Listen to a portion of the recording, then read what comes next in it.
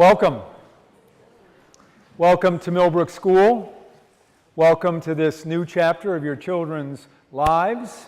Welcome to our community of which you are now part. And welcome to Flagler Memorial Chapel. This place will play a very important role in your children's lives. They will gather here 2 to 3 times every week.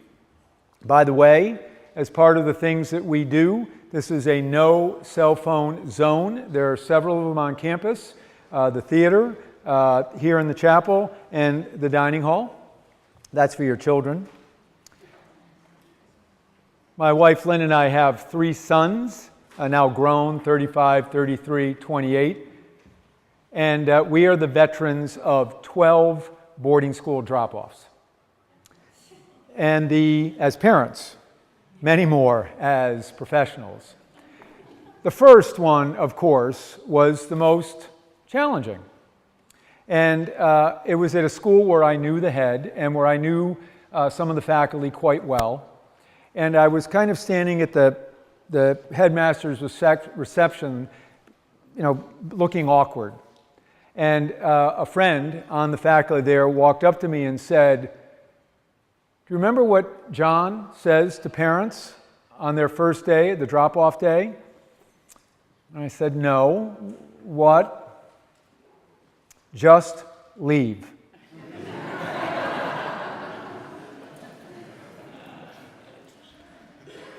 It's good advice. And you will leave soon enough. But first I want you to join me in remembering, in case you've forgotten, the purpose of adolescence.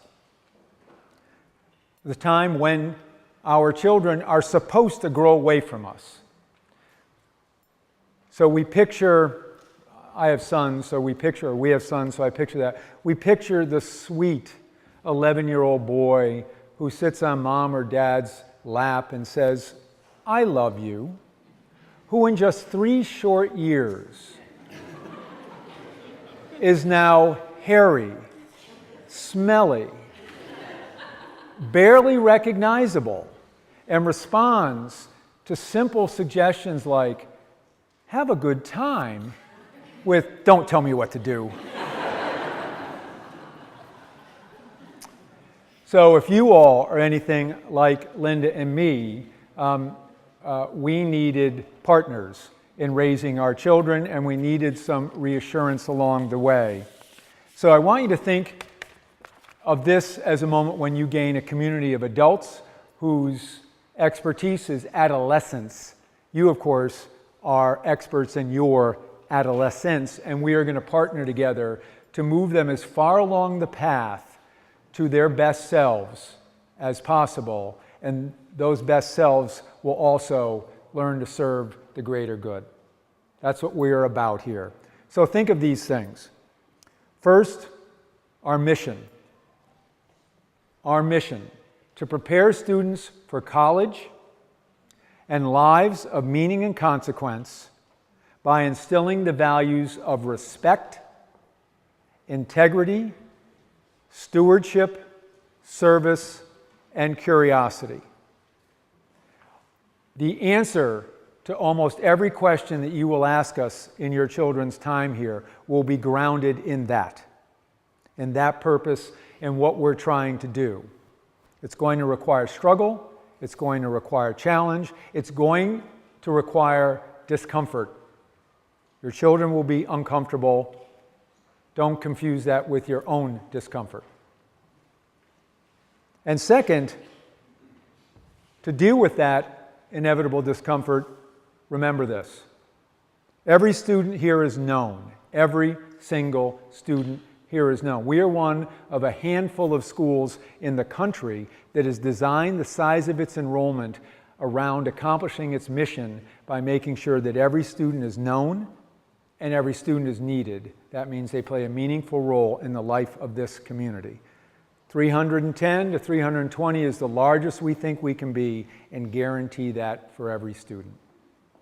So remember our mission, and remember that every student is known and every student is needed. And then let's do a little geometry. So you need, for those of you who like visuals, I want you to go away thinking of two things. One is a triangle. At the apex of that triangle is our student, your child or children.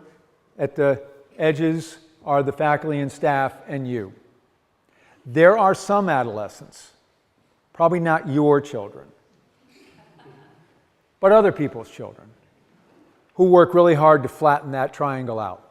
And everything we hear about you flows through them.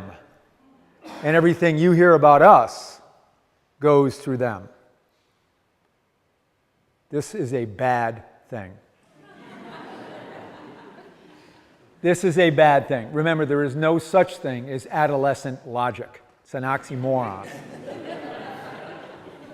So the one thing you need to be thinking about as you leave is keep the triangle open. If you hear something and it doesn't sound right, call us. I'll tell you who to call in just a minute. If we hear something that doesn't sound right, we're going to call you. And we're going to have a conversation about those things. As I said, we're going to partner. And then, secondly, a three-stranded rope. You've ever tried to braid something with two strands? It falls apart immediately. But if you take three, you get something much stronger than any individual strand. And that's, again, that's what we are here. You, your children, and we are going to braid together for their benefit. So before I send you off to those meetings, I want to share a quote from a dear friend, a distinguished school head, and former executive director of the New York State Association of Independent Schools. I considered him one of the philosopher kings of the late 20th century in independent school education.